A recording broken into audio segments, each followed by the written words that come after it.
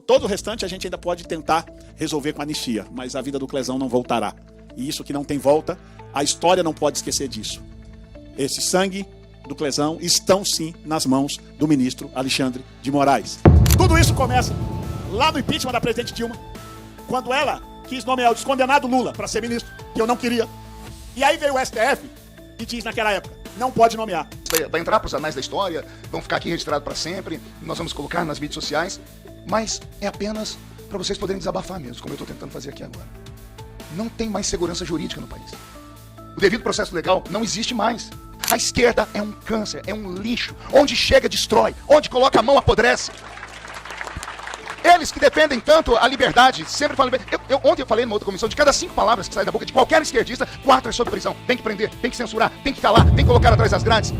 Então, a minha primeira... Assim, eu gostaria de fazer uma explanação aqui, porque a minha pergunta seria diretamente, senhor deputado, pro presidente da OAB, mas ele não está presente, né? É lamentável isso, e vejo que isso é uma questão que não tem justificativa, e me chama a atenção por ser alarmante, diante da situação que a gente se encontra hoje dos casos do 8 de janeiro.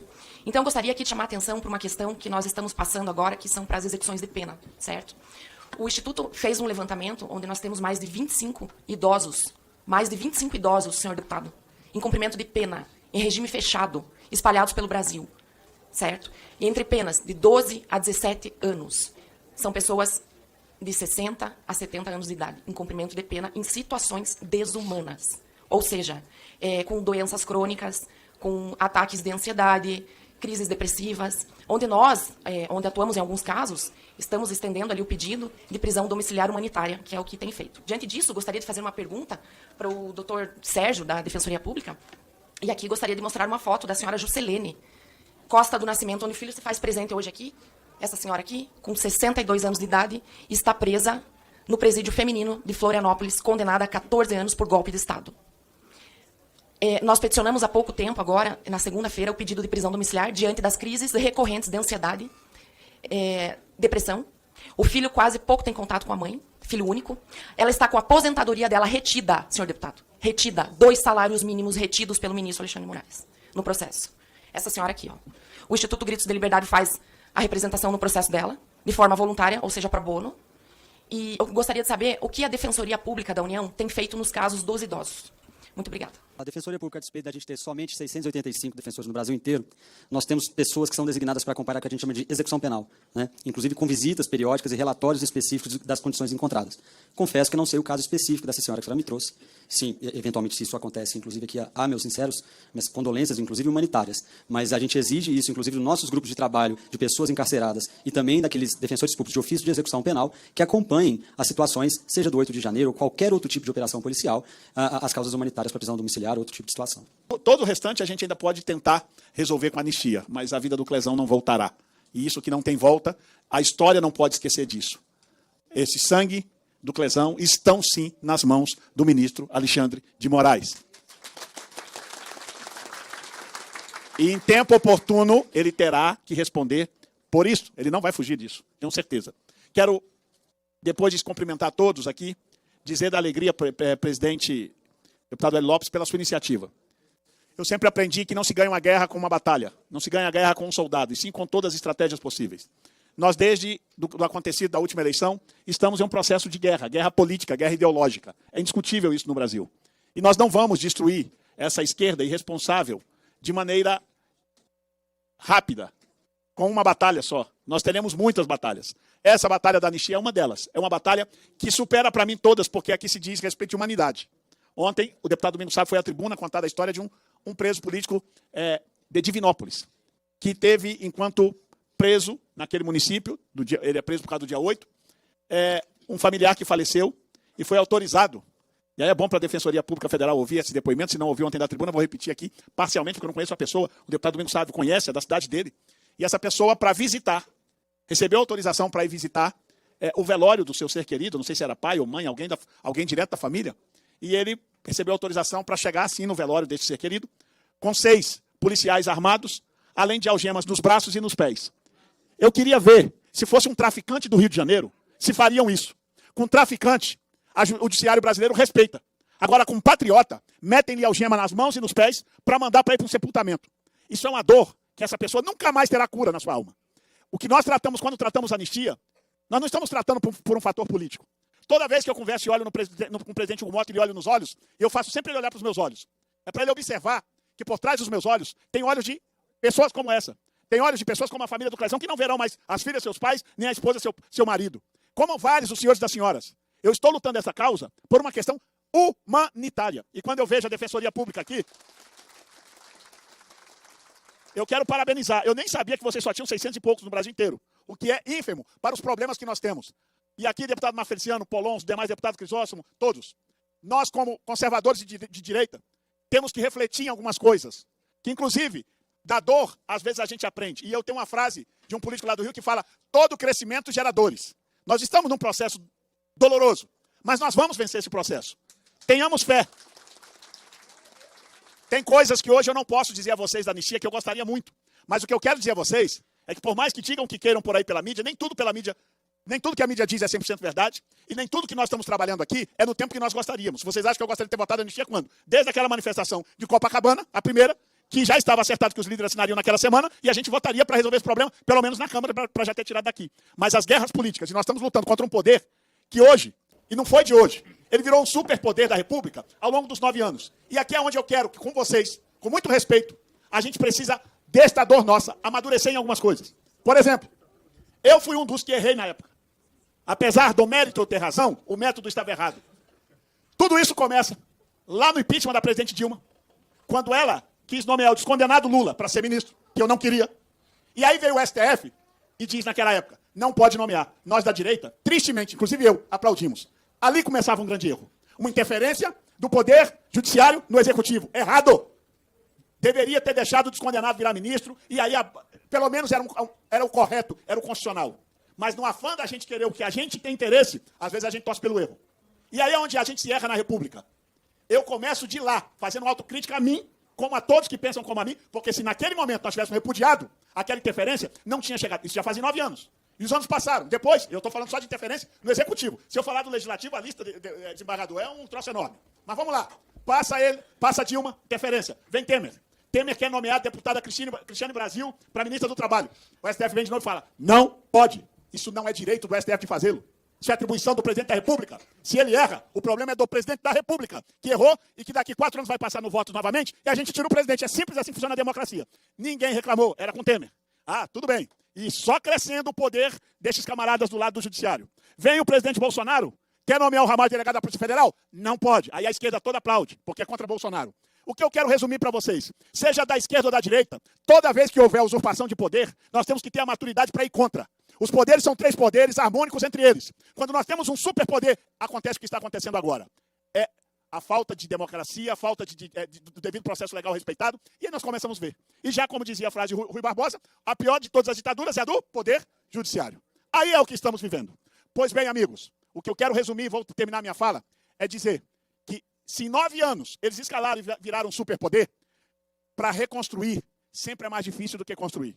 A nossa combalida democracia, a democracia que eles mesmos já denominaram de democracia relativa, não vai vencer com 1 ano de luta. Não vai vencer com 2 anos de luta. Não serão 5, não será um mandato presidencial que vai resolver. Nós vamos levar muito tempo. Mas eu tenho tanta fé, e acredito que o Brasil nasceu para dar tão certo, que quando vejo desembargador aposentado, com vontade de ser candidato, quando eu vejo advogados trabalhando, como eu acabei de ouvir lá, advogado de Florianópolis, a outro, que eu sei que todos vocês, inclusive, trabalham pela causa. Pagam, porque essas pessoas não têm condição nem de pagar honorários, nem sequer honorários para vocês ganharem, mas honorários para vocês darem entrada na documentação. Vocês estão pagando para trabalhar. E é por isso que eu rendo as minhas homenagens a todos os advogados aqui, por tudo que vocês estão fazendo por esses familiares. Porque se nós, parlamentares, juntássemos aqui, nem conseguiríamos pagar o honorário de Vossa Excelência. Porque o honorário de uma causa dessa, para mim, vale muitos milhões de reais. E é por isso que eu estou homenageando. Minha presença aqui hoje é muito mais. Homenagem a esses familiares que tanto sofrem, mas aos advogados que têm feito um brilhante trabalho. Que Deus retribua vocês. Saibam que, como parlamentar e como hoje líder do PL, nós não faltaremos à luta. E só posso dizer até aqui, estamos muito perto de que o PL da anistia vá à pauta. Talvez a gente não consiga o texto ideal, mas conseguiremos um texto possível que vai soltar todo mundo o mais breve possível. Este é meu sonho. Estava aqui ouvindo atentamente, preparei muita coisa para falar, mas meu coração foi ficando pequeno, apertado. E eu estou tentando me segurar aqui para não ir às lágrimas. Eu estou no meu 4º mandato como deputado federal. E eu me sinto um inútil dentro do parlamento. Um inútil. Porque nada do que a gente faz aqui caminha, a não ser que tenha o desejo de terceiros, como governo ou grandes corporações. Qualquer coisa que fazemos aqui, acaba qualquer partidinho merreca, aí judicializando, e quem resolve tudo é o STF. Então nós estamos de mãos atadas. Eu queria dar esperança para vocês aqui, mas vou dar uma meia esperança. Caso consigamos tirar os patriotas da cadeia, sócios, eles não sairão sem a mancha de terem lá no seu currículo como criminosos que atentaram contra a democracia no país, porque eles não querem dar anistia. Vão fazer algum tipo de malabarismo para as pessoas já estão presas há mais de 2 anos, eles vão, por obrigação, por questão do próprio Código Penal, eles vão ter que sair, vão ficar com a mancha pelo resto da vida. Ou seja, nada do que fizemos aqui vai adiantar, porque há um revanchismo acontecendo. Nós criamos um monstro. O monstro está na mão dos juristas do Brasil. Então, eu fico com o coração partido aqui, porque essa audiência vai entrar para os anais da história, vão ficar aqui registrados para sempre, nós vamos colocar nas mídias sociais, mas é apenas para vocês poderem desabafar mesmo, como eu estou tentando fazer aqui agora. Não tem mais segurança jurídica no país. O devido processo legal não existe mais. O Sebastião citou aqui os deputados que têm processos. Eu tive dezenas de processos, Sebastião, por falar na tribuna. Fui punido por eles. Se eu falar para vocês que eu gastei com advogados aqui sem ter dinheiro, onde eu dilapidei patrimônio da minha família para poder pagar os advogados, tudo por questões ideológicas. Essa mesma comissão aqui, em 2013, foi o palco de toda aquela briga. Muitos de vocês estavam nos seus confortos. E eu estava aqui sozinho apanhando. Alguns de vocês possivelmente até me ridicularizaram por aí. Falando, não, esse camarada é um deputado medieval, ele é preconceituoso. E hoje, ainda bem que o Paulão sempre declarou isso. Mas muitos riram de mim hoje, me encontram pelas ruas e pedem perdão. Então, por que nós não nos insurgimos naquele momento? Por que a gente não se levantou naquele momento? Pois é, naquele momento eu era só o deputado que brigava com o movimento LGBT. Né? Eu sei o que eu paguei, Hélio, que ainda pago. Eu sei as consequências e as retaliações que a minha família, meu ministério pastoral e a minha vida política sofreu. Já desse numa conversa com o presidente Bolsonaro, eu disse para ele, amigo, para você sobrou só o bônus e para mim só o ônus. Eu estou tentando, para vocês terem uma ideia, um visto, eu estou tentando o meu green card americano, Hélio, por uma especialidade lá que é diferente, que é pessoas que têm talentos especiais.